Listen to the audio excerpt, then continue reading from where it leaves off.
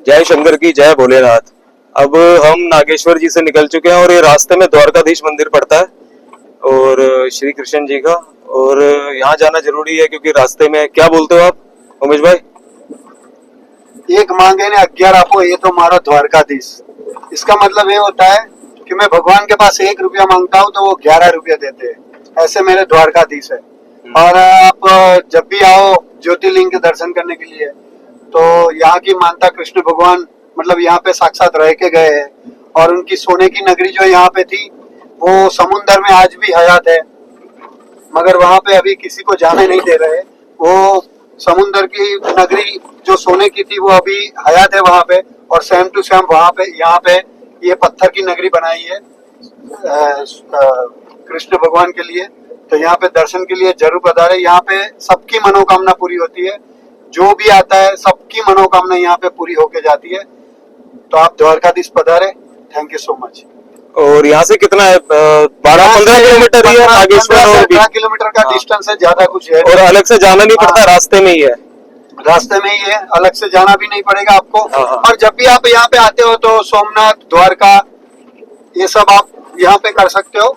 और बाकी इग्नोर तो कर नहीं सकते श्री कृष्ण को। अब वो रास्ते में है, हमें बुला रहे हैं तो हमें जाना तो पड़ेगा। क्यों उमेश भाई? ठीक है भाई। और जब भी आप फैमिली के साथ आओ या फ्रेंड्स के साथ आओ, तो आप ये हमेशा याद रखें कि द्वारकाधीश जाना है। ज्योतिर्लिंग के नजदीक ही रास्ते में ही आता है, तो उनको इग्नोर करना अच्छी बात नहीं है।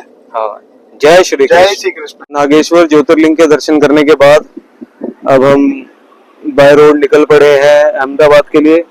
आज रात भरूच स्टे करेंगे और उसके बाद हम सुबह महाराष्ट्र जाते हैं, फिर वहाँ के 3 ज्योतिर्लिंग हमें करने हैं। तो अभी रुके, आपको एक चीज दिखाता हूँ। ये देखो, ये मेरे पीछे है।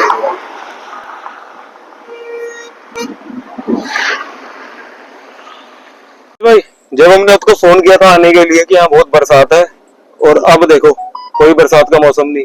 क्या हुआ ये? सही बात है ना, बरसात में तो बड़ी दिक्कत है ड्राइव करने की।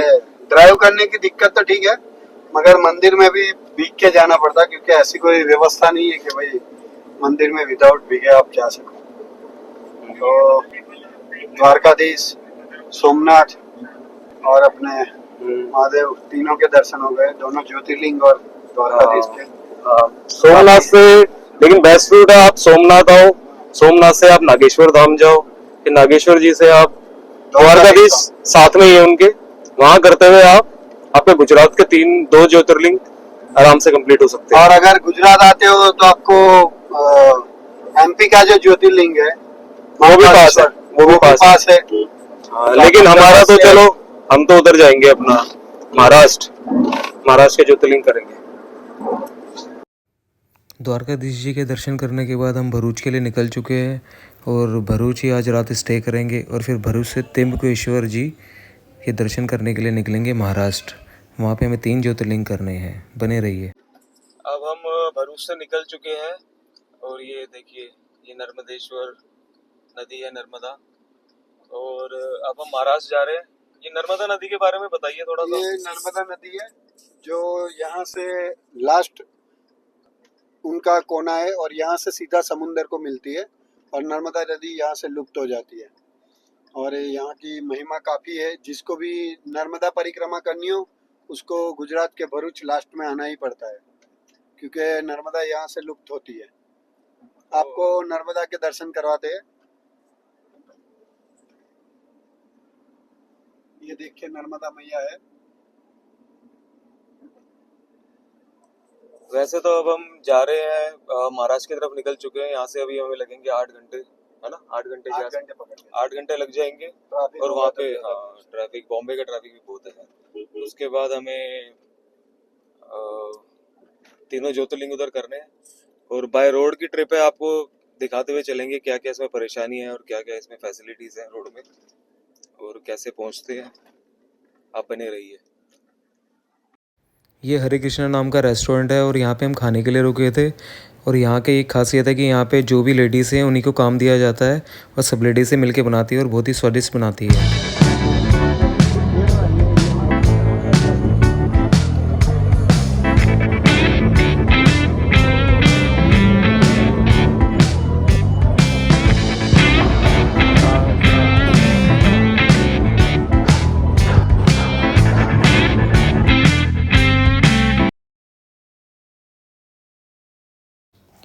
त्र्यंबकेश्वर जी के लिए गुजरात से जाने के लिए जो रास्ता है बहुत ही सुंदर है। आप यहाँ मतलब रुक सकते हैं और बहुत ही सुंदर नज़ारे हैं यहाँ के।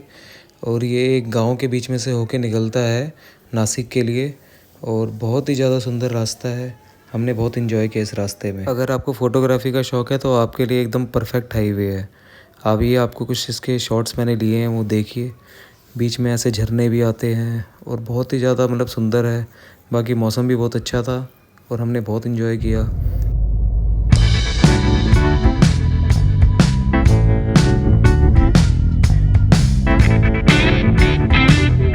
बोलेगी त्र्यंबकेश्वर ज्योतिर्लिंग पहुंच गए हैं। मैंने नहा गया हूँ और ये बरसात बहुत हो रही है यहाँ पे यार, बहुत बरसात हो रही है।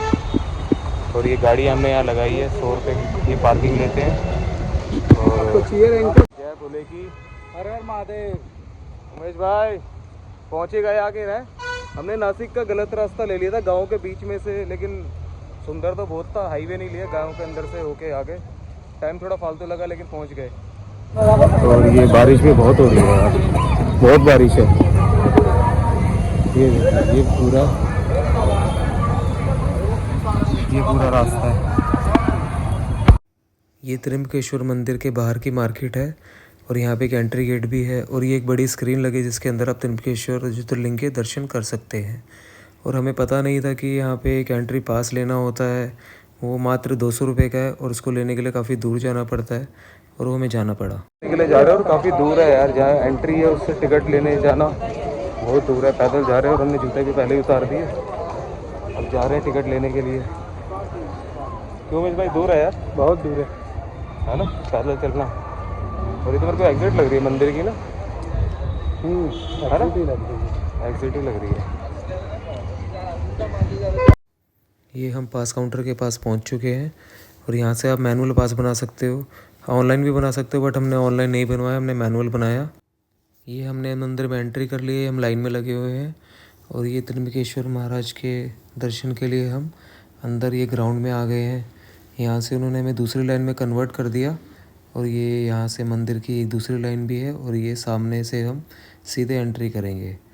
और यहाँ का मौसम बहुत अच्छा था और भीड़ कुछ ज़्यादा खास नहीं थी, लेकिन हाँ यहाँ पे मौसम थोड़ा सा बारिश वाला था और बरसात हो ही रही थी। थोड़ा थोड़ा हम भीग भी गए थे, लेकिन भोलेनाथ की कृपा से दर्शन बहुत अच्छे हुए।